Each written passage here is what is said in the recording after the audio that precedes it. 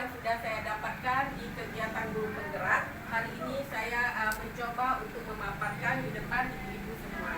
Nah, untuk hari ini kita akan mencoba melihat tentang budaya positif yang ada, yang materinya itu sudah kita dapatkan di pendidikan guru penggerak.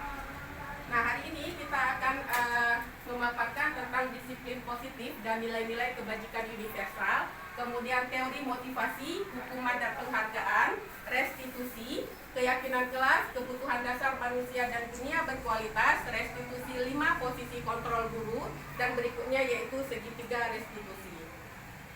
Kita masuk ke disiplin positif dan nilai-nilai kebajikan universal. Nah, tujuan dari disiplin positif itu adalah menanamkan motivasi pada murid-murid kita untuk menjadi orang yang mereka inginkan dan menghargai diri sendiri dengan nilai-nilai yang mereka percaya. Nah, ketika murid kita itu memiliki motivasi di dalam tubuhnya sendiri, itu akan berdampak jangka panjang. Karena apa? Karena motivasi itu timbul dari diri mereka sendiri. Tetapi ketika motivasi itu timbul dari orang lain atau yang sering kita sebut dengan eksternal, itu hanya bertahan jangka pendek saja. Ketika tidak ada motivasi dari orang, dia tidak akan melakukan itu. Tetapi ketika motivasi itu dari dirinya mereka sendiri, maka mereka akan berperilaku baik dan berlandaskan nilai-nilai kebajikan. Karena mereka ingin menjadi orang yang menjunjung tinggi nilai-nilai yang mereka hargai atau mencapai satu tujuan mulia.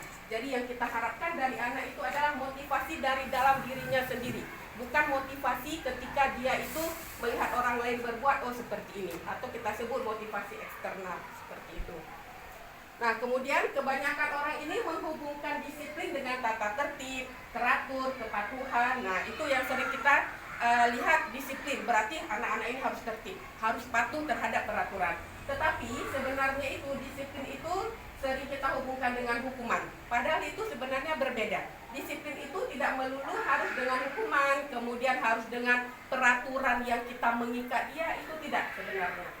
Nah, Ki Hajar Dewantara mengatakan untuk mencapai kemerdekaan dalam konteks pendidikan, untuk menciptakan murid yang merdeka, syarat utamanya harus ada disiplin yang kuat.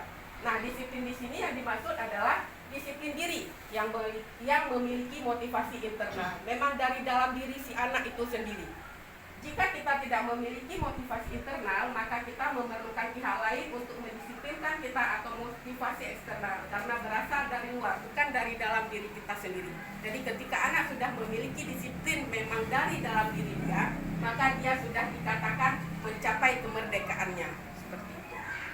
Nah, kemudian dengan kata lain, seseorang yang memiliki disiplin diri berarti mereka bisa bertanggung jawab terhadap apa yang dilakukannya. Karena nilai-nilai kebajikan itu sudah tertanam di dalam diri mereka sendiri. Berikutnya sebagai pendidik, kita guru ya, tujuan kita itu menciptakan anak-anak yang memiliki disiplin diri, sehingga mereka bisa berperilaku dengan mengacu pada nilai-nilai kebajikan universal dan memiliki motivasi intrinsik, bukan ekstrinsik.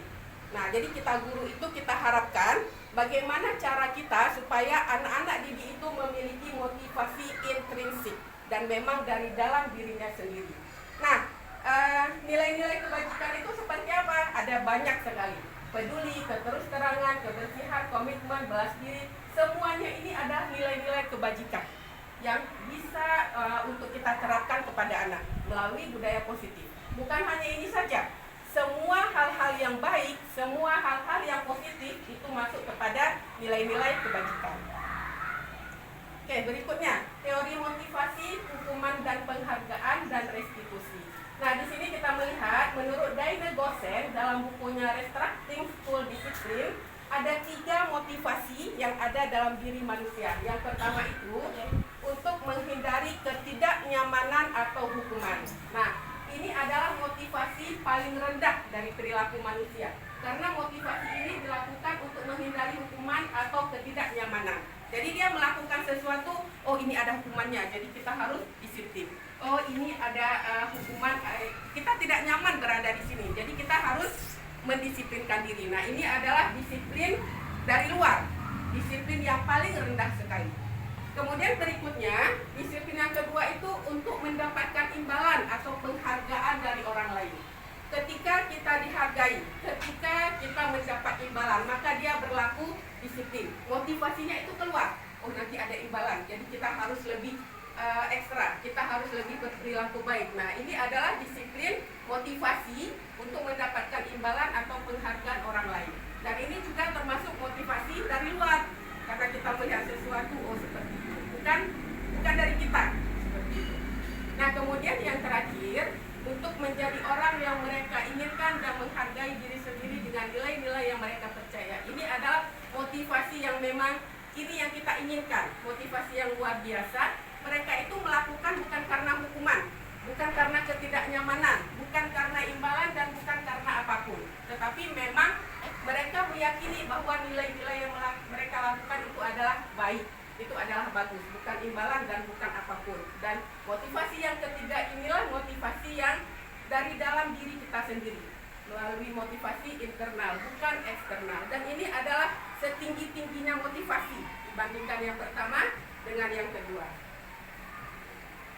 Kemudian berikutnya, hukuman bersifat tidak terencana atau tiba-tiba. Anak atau murid tidak bisa tahu apa yang akan terjadi dan tidak dilibatkan ketika kita memberikan hukuman. Sering kita bilang kan, nanti ada hukumannya ya, tahu nggak mereka hukumannya apa? Tidak, kita langsung katakan, ketika kamu berlaku seperti ini, kamu berbuat seperti ini, nanti ibu kasih hukumannya. Nah, itu terjadi secara tiba-tiba dan terencana.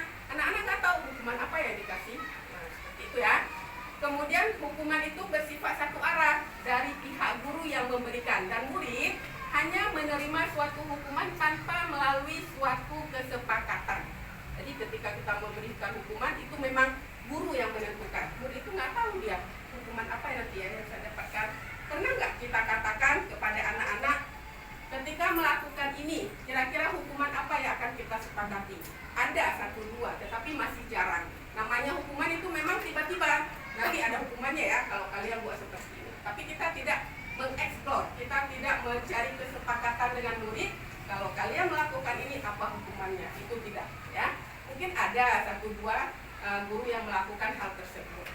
Kemudian restitusi, ini proses menciptakan kondisi bagi murid untuk memperbaiki kesalahan mereka, sehingga mereka bisa kembali pada kelompok mereka dengan karakter yang lebih kuat. Nah, ini maksudnya, ini beda ya antara hukuman dengan restitusi.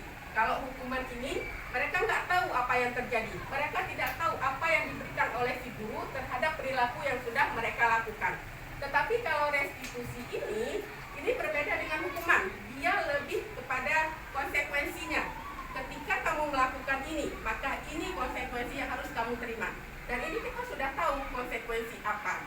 Jadi si anak ketika saya buang sampah sembarangan, maka konsekuensinya adalah ketidaknyamanan. Mereka itu paham. Jadi itulah antara perbedaan antara hukuman dengan restitusi. Nah, sekarang kita harus lebih banyak melakukan restitusi. Jadi si murid itu paham konsekuensi apa yang akan mereka lakukan, seperti itu. Nah, ini adalah identitas gagal dan ini identitas sukses. Nah, yang gagal yang mana? Yang hukuman. Yang hukuman ini adalah sesuatu yang menyakitkan harus terjadi. Hukuman yang selama ini ya. Kemudian tidak nyaman untuk murid. Korban mendapatkan murid dan anak akan membandel. Perilaku pasif agresif itu akan meningkat. Itu dikarenakan hukuman. Kemudian kalau identitas sukses ini adalah di disiplin tadi, ada konsekuensi, ada restitusinya. Nah, jadi si anak tahu konsekuensinya seperti ini. Nah, kemudian restitusi ini adalah hampir sama juga dengan konsekuensi, tetapi di restitusi ini kita melibatkan anak. Apa yang akan kita sepakati bersama anak supaya disiplin itu dapat terjadi. Seperti itu, ya. Nah, kemudian di sini banyak kalau hukuman gagal itu apa yang negatifnya, awas kalau dilakukan lagi ya, nanti awas kamu. Nah, ini adalah hukuman gagal. Tetapi kalau konsekuensi itu, lakukan apa yang saya katakan, ibu. Buat apa yang ibu buat. Nah, itu adalah konsekuensi. Tetapi kalau restitusi yang lebih positifnya, apakah hal ini yang sesungguhnya ingin kamu lakukan? Jadi beda bahasa. Dari bahasa yang berbeda, maka akan beda perlakuan kita. Mulai dari hukuman ini, awas ya kalau dilakukan lagi, nah itu adalah hukuman. Tetapi ketika ada konsekuensi, ya udah buat aja apa yang mau kamu buat. Itu konsekuensinya. Nanti dia pasti tahu, oh kalau saya buat seperti ini konsekuensinya begini. Tetapi ketika di restitusi itu lebih positif lagi, kita bertanya, apakah hal ini yang sesungguhnya ingin kamu lakukan? Nah, kita ada timbal baliknya dengan si anak. Nah, itu di restitusi. Oke, nah berikutnya pembentukan keyakinan sekolah atau kelas ya. Nah, ini mungkin kita bisa terapkan di kelas kita, bagaimana kita membuat keyakinan sekolah atau di kelas kita masing-masing. Keyakinan kelas bersifat lebih abstrak daripada peraturan yang lebih rinci dan konkret. Kemudian keyakinan kelas berupa pernyataan-pernyataan universal yang lebih umum. Nah, kemudian pernyataan kelas senantiasa dibuat dalam bentuk positif. Nah, hindari kata-kata jangan, dilarang, tetapi cari kalimat-kalimat yang positif. Kemudian keyakinan kelas sebaiknya sesuatu yang dapat diterapkan di lingkungan tersebut. Semua warga kelas hendaknya ikut berkontribusi dalam pembuatan keyakinan kelas lewat kegiatan curah pendapat, bersedia meninjau kembali keyakinan kelas dari waktu ke waktu. Nah, ketika kita sudah membuat kesepakatan bersama anak, kita ciptakan keyakinan kelas, kita dengarkan dulu pendapat dari si anak. Apa maunya mereka?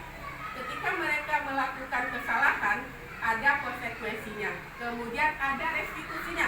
Kalimat-kalimat positif yang memang kita sampaikan kepada anak, ada timbal baliknya. Nah, ketika kamu melakukan ini, kira-kira bagus nggak? Nah, jadi dia jawab sendiri. Kita tidak menghukum. Ini nggak boleh ya, itu nggak boleh tidak. Yang kamu lakukan itu baik atau tidak. Nah, jadi ada timbal baliknya terlebih dahulu. Nah, untuk keyakinan kelas ini nanti bisa kita terapkan. Kita membuat sebuah keyakinan kelas di kelas kita sendiri dengan mengajak anak-anak, mengajak siswa untuk curah pendapat apa yang mereka inginkan supaya keyakinan kelas kita itu dapat terbentuk. Nah, nanti kalau sudah jadi bisa kita tempelkan di dinding. Nanti mereka setiap sebulan sekali kita tinjau ulang, kita evaluasi tentang keyakinan sekolah tersebut, keyakinan kelas kita ya. Nah, ini contoh keyakinan kelas. Kalau untuk kelas 1, setiap anggota kelas perlu belajar, ataupun setiap anggota kelas perlu senang. Nah, gimana caranya membuat anak-anak itu senang? Anak-anak pun senang dengan temannya, anak-anak senang dengan pelajarannya, terutama lagi dengan gurunya. Kemudian setiap anggota kelas perlu melakukan tugas. Nah, ini sudah jadi keyakinan kelasnya, dan ini kita tempel di kelasnya masing-masing. Jadi nanti ketika anak-anak mulai belajarnya itu sudah bosan, kita lihat lagi, kita evaluasi lagi. Nah, kita ajak lagi bersama anak-anak itu, kita sudah membuat keyakinan kelas. Ini loh, kita awalnya sudah kelas perlu belajar, ayo semangat lagi. Ataupun kita senang-senang dulu, karena di keyakinan kelas ini setiap anggota kelas perlu senang. Nah, mungkin karena udah bosan, senang-senang lagi. Tidak hanya kelas 1, semua kelas juga kita ajak anak-anak dulu itu untuk bersenang-senang. Nah, kemudian ini beda ya, kelas 1, kelas 5, ini hanya contoh saja. Apalagi kelas 7, kelas 7 kan sudah tinggi, sudah tingkat SMP. Nah, jadi mereka harus ada hormatnya, harus ada bekerja, diterima dan dimiliki. Nah, ini contoh untuk kelas rendah sama kelas tinggi. Selalu bersikap positif, senantiasa menjadi diri terbaik, percaya dan menghormati orang lain. Ini bebas, tergantung dari apa yang sudah kita sepakati bersama anak. Keyakinan kelasnya, bersama guru, bersama anak, kita tetapkan sebuah keyakinan kelas. Nah, kemudian kebutuhan dasar manusia ya. Ini bukan hanya anak-anak, bahkan kita dewasa ini sangat butuh. Yang pertama itu kebutuhan bertahan hidup. Nah, apapun kita lakukan untuk bertahan hidup. Bahkan misalkan ada si A ini di sekolah, dia itu bekalnya mungkin jarang dibawa orang tuanya. Namanya anak-anak, ketika melihat kawannya ada bekal yang enak, maka dia akan merebut bekal kawannya. Nah, itu dia sudah melakukan kebutuhan dasar bertahan hidup. Nah, kenapa? Karena mungkin dia rumahnya kurang dengan makanan-makanan yang seperti itu. Jadi, untuk rasa dia kebutuhan dia bertahan hidup, maka dia melakukan hal seperti itu. Nah, kita guru harus tanya dulu, gimana? Ya dengan restitusi tadi. Kira-kira ketika bekal kamu juga dilakukan seperti itu oleh temanmu, apakah kamu senang? Apakah kamu marah? Atau seperti apa? Nah, itu adalah cara dia untuk bertahan hidup. Kemudian yang kedua yaitu kebutuhan kasih sayang dan rasa diterima. Ini jangankan anak-anak, kita juga perlu rasa kasih sayang dari teman kita, dari anak-anak didik kita, bahkan dari pasangan kita, teman sejawat dan sebagainya. Kemudian penguasaan, kebutuhan pengakuan atas kemampuan. Nah, kebutuhan ini berhubungan dengan kekuatan untuk mencapai sesuatu, menjadi kompeten, menjadi terampil, diakui atas prestasi dan keterampilan kita, didengarkan dan memiliki rasa harga diri. Nah, ini butuh untuk anak-anak juga. Jadi ketika anak-anak itu sudah menunjukkan prestasinya, kita hargai, walaupun hanya tepuk tangan, walaupun hanya jempol, itu juga termasuk penguasaan. Nah, jadi dia butuh akan itu. Kemudian kebebasan. Nah, di sini adalah bebas adalah kebutuhan untuk kemandirian, otonomi, memiliki pilihan dan mampu mengendalikan arah hidup seseorang. Jadi dia bebas, tapi dalam konteks artian tetap di dalam koridor bebasnya itu, tidak melenceng dari koridor yang sudah ditetapkan. Dan terakhir yaitu kebutuhan untuk merasa senang. Nah, ini adalah kebutuhan untuk mencari kesenangan, bermain dan tertawa. Jadi ketika anak-anak bermain di luar, kita melihat mereka tertawa, inilah kebutuhan yang sedang mereka jalankan. Kesenangan bersama teman-teman, kemudian bersama dengan gurunya. Nah, ini adalah yang memang harus mereka butuhkan. Bahkan kita juga harus merasa senang. Kalau tidak, nah bagaimana? Karena ini adalah kebutuhan yang paling dasar. Apakah itu anak-anak, dewasa, orang tua, dan sebagainya. Dan ini adalah yang memang kita butuhkan, kebutuhan dasar kita. Ya. Kemudian berikutnya, nah ini restitusi 5 posisi kontrol guru. Di sini ada guru sebagai penghukum. Yang kedua, ada guru sebagai pembuat orang merasa bersalah. Yang kedua ini, penghukum dan pembuat rasa bersalah, ini adalah perilaku kontrol negatif. Ini gagal, disebut gagal. Karena dia sebagai penghukum dan dia sebagai pembuat orang merasa bersalah. Nah, kemudian ada identitas yang sukses. Perilaku kontrol positif itu adalah sebagai teman. Guru sebagai pemantau, ini adalah identitas sukses, dikatakan berhasil. Dan yang terakhir ini adalah kontrol diri manajer. Dan yang paling bagus di antara kelima ini, penghukum, pembuat orang merasa bersalah, teman, pemantau, yang paling bagus itu adalah manajer. Kita tidak senantiasa menghukum siswa, tidak. Tetapi kita tanyakan dulu, ketika kamu melakukan ini, apakah kamu paham bagaimana konsekuensinya? Apa keyakinan kelas yang sudah kita sepakati? Bagaimana ketika kamu merasakan hal tersebut? Nah, itu adalah manajer. Kita tidak langsung menyalahkan dia, tetapi kita tanyakan bagaimana, apa kejadiannya. Nah, kalau kita menjadi penghukum, langsung aja kita tunjuk kamu yang salah, dan kita nggak dengar versinya dia seperti apa. Ataupun sebagai orang pembuat merasa bersalah, kalian nih ya, gara-gara kalian ibu kena marah. Saya sendiri pernah melakukan ini pada anak-anak, dan itu sebenarnya gagal. Pembuat orang merasa bersalah, jadi anak-anak itu merasa bersalah. Gara-gara kalian ibu kena marah, gara-gara kalian ibu dipanggil-panggil, dan itu sebenarnya gagal, tidak baik. Tetapi bagaimana? Manajerlah yang harus ada posisi kontrol di kita, itu manajer. Teman bagus juga, teman pemantau, tetapi yang bagusnya lagi daripada ketiga itu adalah manajer. Bagaimana kita mendekatkan diri ke dia, bagaimana dia menceritakan kejadian-kejadian tersebut, bagaimana dia mau meminta maaf kepada orang yang bersalah. Nah, ini adalah restitusi 5 posisi kontrol kita guru. Di mana kita berada selama ini? Apakah di penghukum, ataukah pembuat orang merasa bersalah, apa teman, pemantau, atau manajer? Nah, mulai sekarang mungkin kita bisa beralih ke posisi manajer. Nah, kemudian berikutnya ini segitiga restitusi. Nah, seperti tadi, ketika si anak itu melakukan kesalahan, kita tidak langsung menyalahkan si dia, tidak. Tetapi kita lakukan ini dulu, segitiga restitusi. Kita validasi dulu tindakan yang salah. Kita tanyakan ke dia, apakah sudah benar yang kamu lakukan? Nah, kira-kira kamu melakukan itu untuk apa sih? Apa tujuan kamu melakukan itu? Nah, kita validasi dulu tindakan yang salah itu kenapa? Apa tujuan dia melakukan hal tersebut? Apa yang ingin dia dapatkan dari hal itu? Itu kita tanya terus, kita gali terus dari si anak. Nah, kemudian kita menstabilkan identitas.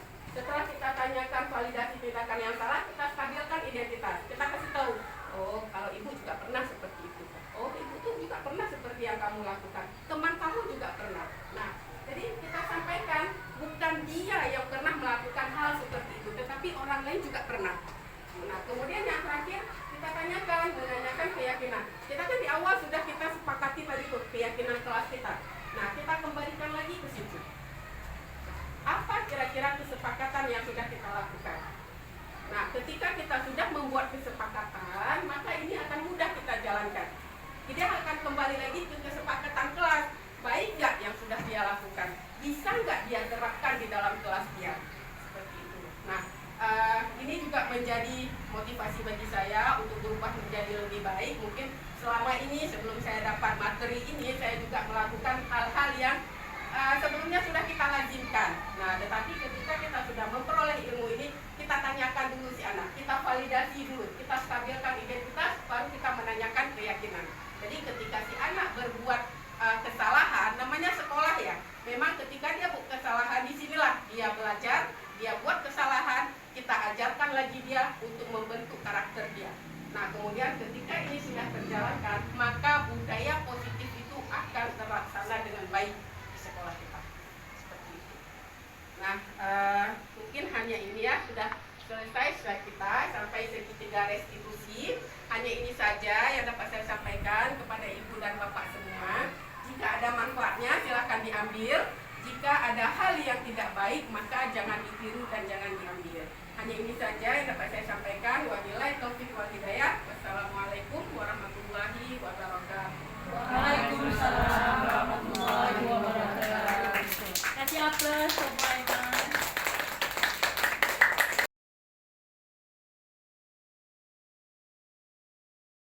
Warahmatullahi wabarakatuh.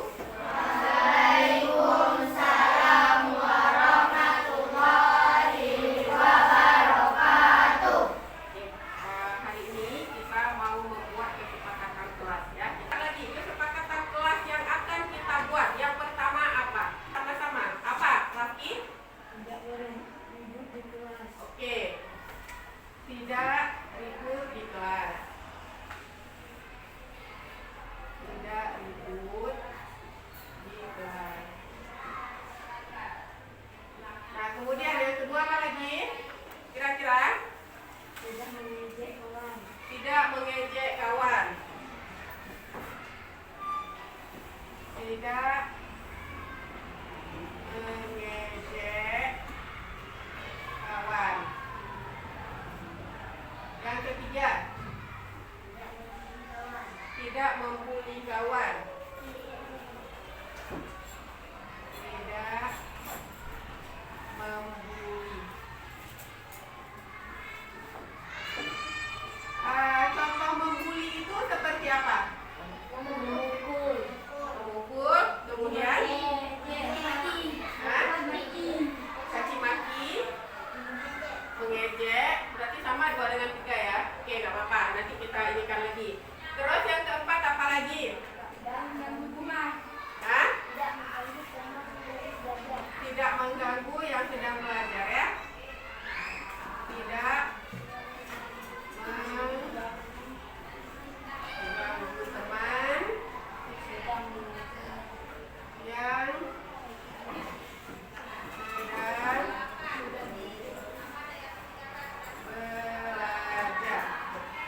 Oke, yang kelima. Oke, tidak berbicara. Tidak berbicara saat guru menjelaskan. Oke.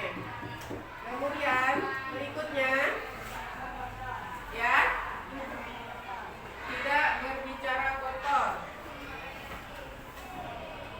Tidak berbicara kotor. Nah, contohnya seperti apa ya? Tidak berbicara kotor itu. Contohnya gimana? Hah? Tidak boleh? Oke. Jadi ya, sepakat ya. Yang ketujuh. Ada lagi? Tidak boleh mencoret-coret dinding. Tidak mencoret dinding. Ada yang mencoret dinding selama ini? Tidak mencoret dinding. Kemudian apa lagi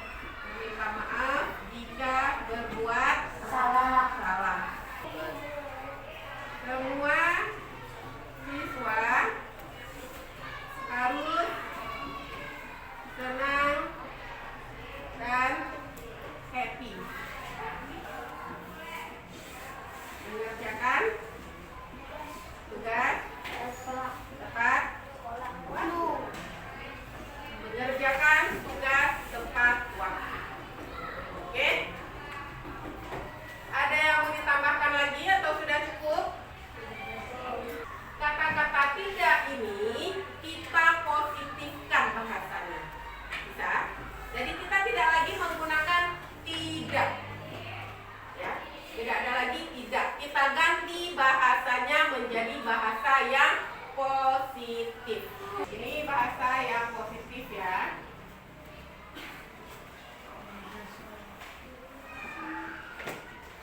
Yang pertama, tidak ribut di kelas. Kita ganti menjadi apa?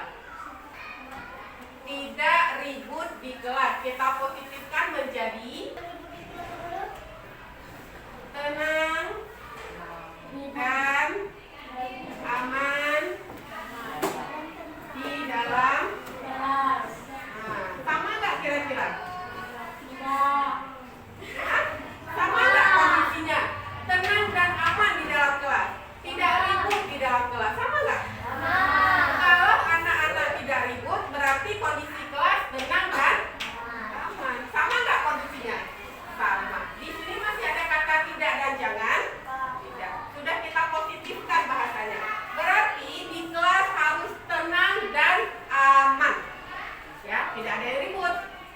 Nah, pengertiannya tidak ada yang ribut. Karena kelas sudah tenang dan aman. Tuh ya. Kemudian yang kedua, tidak mengejek nama orang tua. Kita positifkan. Nah, menghormati nama Orang tua. orang tua. Sama nggak kondisinya? Sama tidak? Sama. Menghormati nama orang tua, tidak mengejek nama orang tua. Sama kondisinya? Sama. Ya. Oke, kemudian yang ketiga, tidak membuli kawan. Ini apa? Kita positifkan. Menghormati kawan. Oke, menghormati. Menghormati kawan sekelas. Jangan sekelas ya, nanti yang sekelas aja dihormati, yang di luar kelas lain tidak dihormati. Berarti menghormati kawan, ya. Ini sudah positif bahasanya. Tidak lagi negatif, nggak ada lagi kata tidak ada lagi kata jangan, ya. Kemudian nomor 4, tidak mengganggu teman yang sedang belajar. Menghormati teman saat belajar. Oke, menghormati teman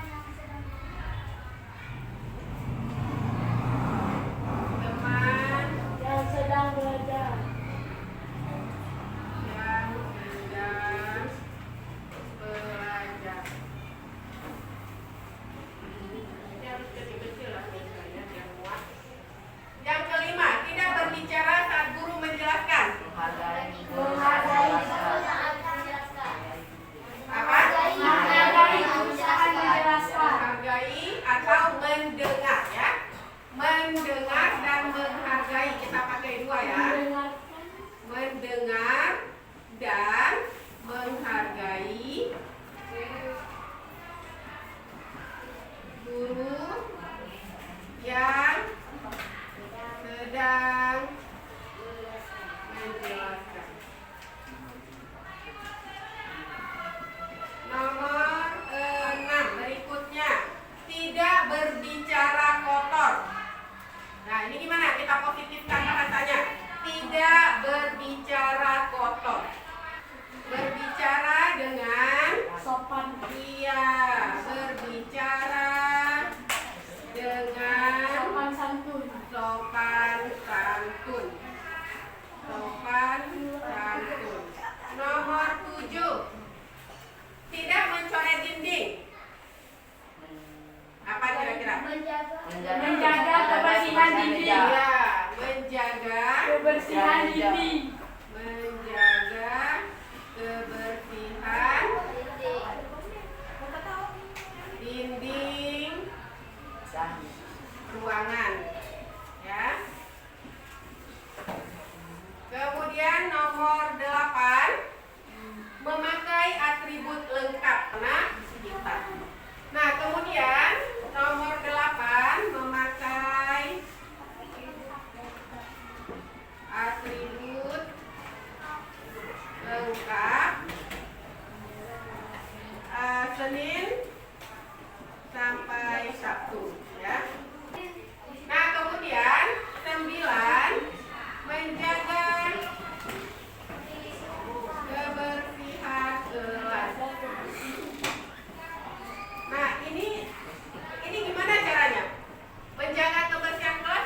Tidak boleh membuang sampah di kelas. Di kelas itu di mana? Di Di dalam laci meja. Di lantai. Di lantai. Kemudian di mana lagi? Kalau ada sampah, itu langsung ke tong sampah. Oke, kita lanjut ke nomor 10. Sopan terhadap guru. Ini sudah positif ya bahasanya. Sopan terhadap guru. Guru yang mana? Bukan Bu Ainal aja. Oh, ada Bu Ainal yang sopan. Karena yang isi rapor Bu Ainal, nilai sama Bu Ainal. Guru lain cuma masuk-masuk aja nggak isi nilai. Ya seperti itu. Enggak.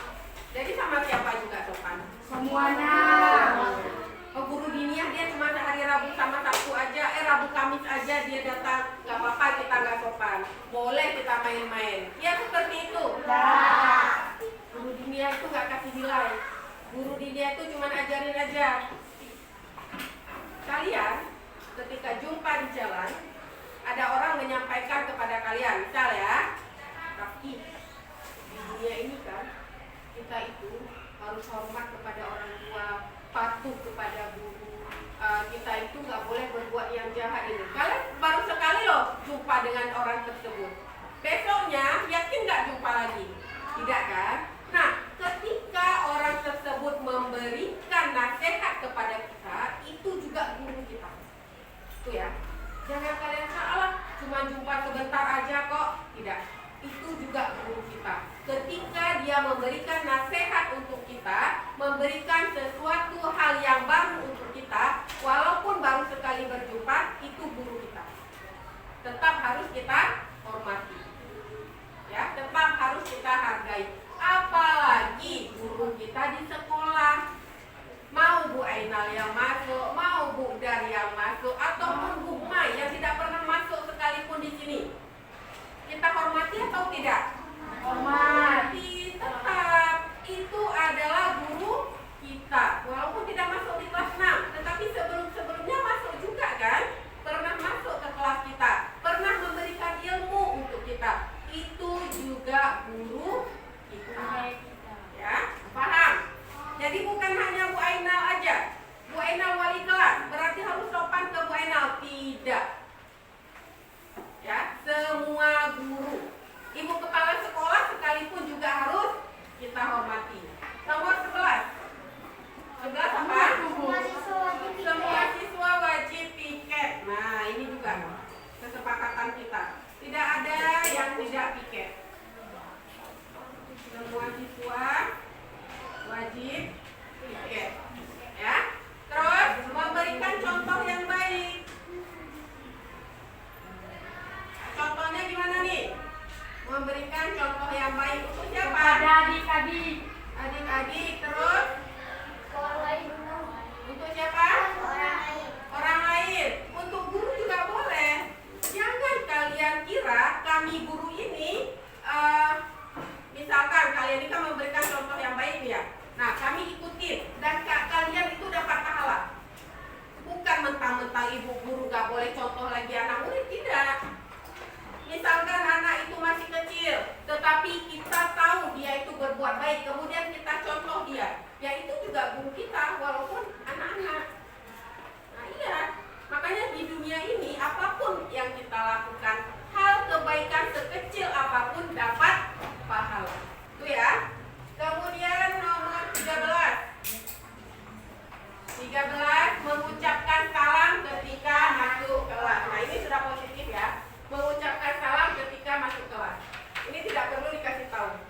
Seperti kemarin ada siapa? Udah masuk, nggak bilang salam. Dibilang sama kawannya, salam dulu. Akhirnya dia keluar lagi, masuk lagi mengucapkan salam. Itu nggak perlu dikasih tahu lagi ya. Setiap kita masuk kelas, orang izin dulu.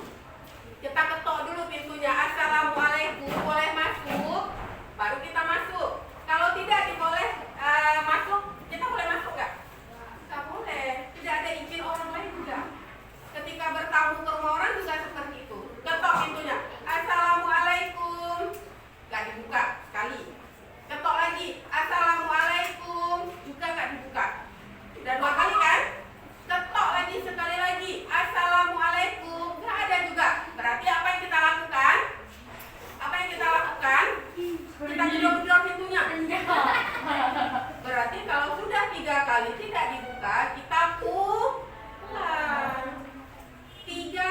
batasnya kata Nabi. Ya, boleh ketok pintu rumah orang 3 kali. Melebihi 3 kali itu sudah tidak boleh lagi. Mungkin ada orang di dalamnya, tetapi dia tidak mau menerima kedatangan kita, makanya kita pulang. Ya, ataupun dia tahu, oh ada kawan mau datang, sembunyilah, biar aja dia ketok-ketok terus. Nah, kalau udah 3 kali, silakan pulang. Jangan memaksa sampai berkali-kali ataupun duduk di teras rumahnya sampai pagi sampai sore duduk di situ, tidak usah.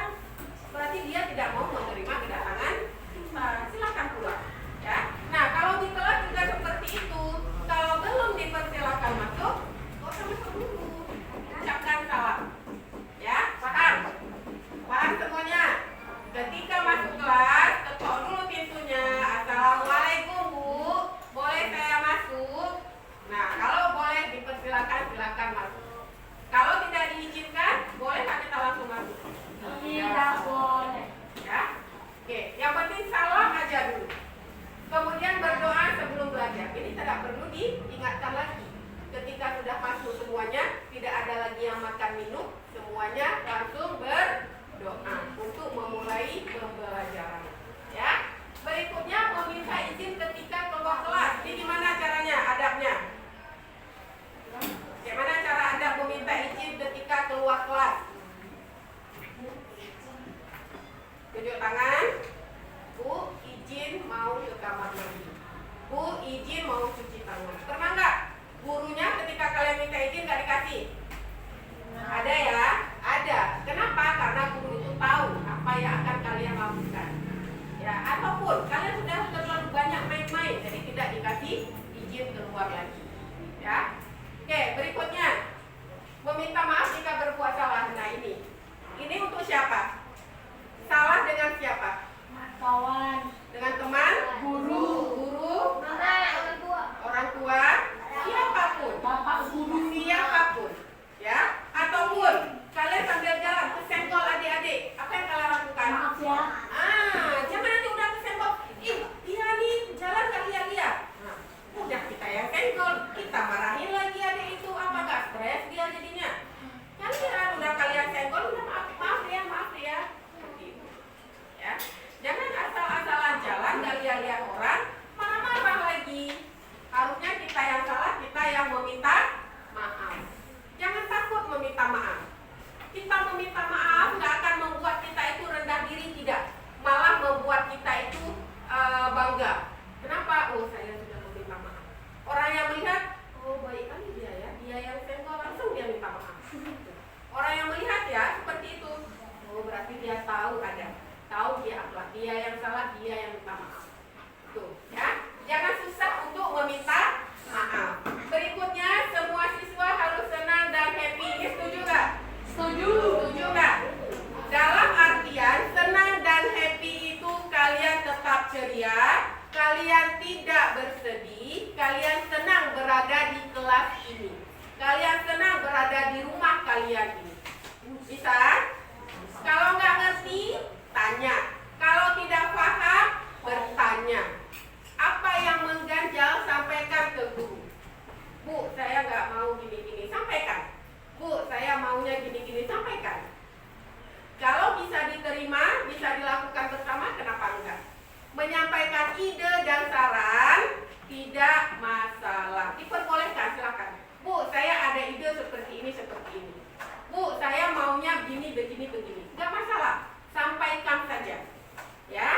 Kemudian berikutnya mengerjakan tugas tepat waktu. Ini tugas yang diberikan tetap harus dikerjakan tepat waktu. Ketika memang waktunya sudah habis, kalian tidak selesai, boleh dilanjut di rumah. Tetapi jangan nggak dibuat. Besoknya ibu cek lagi bukunya. Oh ini yang dikasih kemarin nggak dibuat. Oh ini yang dibuat yang belum dikumpulkan ada dilanjutkan di rumah. Itu juga sebagai penilaian. Mungkin selama ini ibu nggak kasih tahu, tapi ketika ibu bilang lanjutkan di rumah ya, ada nggak ibu bilang lanjutkan di rumah? Ada. Nah, ketika ibu cek, oh nggak dilanjutkan, ada penilaiannya. Ketika ibu cek, oh dia buat di rumah, itu ada nilainya juga. Ya, guru itu hanya melihat kalian, melihat hasil kerja kalian itu dia sudah ada nilai. Nilai itu bukan melulu tugas yang bisa diberikan setiap hari, soal ketika ujian itu nilainya, tidak. Sikap akhlak kalian, bahasa kalian itu juga sebagai nilai. Ya, nilai itu tidak hanya berpatok pada nilai rapor, tidak. Nilai buku, nilai kasih tugas, konten 100 itu tok nilai, tidak. Keseharian kalian itu juga dinilai. Ya, bukan hanya ibu yang masuk yang lain, ibu Dar, guru agama, ibu Siti, guru PJOK, hanya dengan sikap tingkah laku itu juga jadi penilaian. Yang ngomongnya, yang bicaranya tidak sopan itu dinilai. Yang bicaranya sopan itu nilai, jadi nilai plus. Kalau kalian sedikit nilai akademik ditambah dengan akhlak yang baik, itu jadi penilaian. Mau nggak seperti itu? Nilai bukan, misalkan nilainya ini sama ya, Ajifa sama ada yang sama nilainya. Kan harus ada satu orang yang tinggi untuk menentukan juara satunya. Nah, dilihat dari mana keseharian dia. Oh, dia orangnya aktif, dia mengerjakan semua tugas tepat waktu, akhlaknya bagus, bahasanya sopan, itu juga jadi penilaian. Sehingga si A dan si B yang sama nilainya, si A ini sehariannya dia bagus, akhlaknya bagus, bahasanya bagus, naiklah nilai dia. Bukan nilai di soal-soal jawaban kan? Bukan, tetapi keseharian itu juga masuk ke dalam penilaian. Paham semua? Paham ya? Oke, nah ini kesepakatan kelas yang sudah kita buat untuk hari ini. Kapan kita laksanakan? Sekarang ini, detik ini juga, tidak menunggu besok. Ya. Semua hal-hal yang positif ini kita jadikan budaya positif. Kenapa? Ketika kita sudah melakukan ini, itu akan terus terbawa. Orang lain yang melihat kita akan mencontoh budaya positif. Sehingga kelas lain juga ikut. Kelas 1 sampai kelas 5 juga ikut. Sudah semuanya di SD 45 melakukan hal positif tersebut, maka menjadi budaya positif yang ada di sekolah SD 4. Jadikan ini semua sebagai budaya positif yang harus kita jalankan bersama. Paham? Paham? Oke. Nah, hanya ini ya budaya positif kita, kesepakatan kelas yang akan kita laksanakan ke depan insya Allah. Semoga semuanya berjalan dengan baik. Tidak ada hal-hal yang tidak baik, tidak ada hal-hal yang membuat kita itu terbebani, tidak. Tetapi ini semua supaya kita dibentuk menjadi lebih baik lagi. Paham ya semuanya ya? Oke. Jadikan hal-hal yang kemarin itu sebagai pelajaran. Hal yang jelek tidak diulangi lagi untuk saat ini dan ke depan. Semuanya menerapkan perilaku budaya positif. Paham semuanya? Paham ya? Oke, hanya ini saja yang dapat Ibu sampaikan ya. Ibu Aki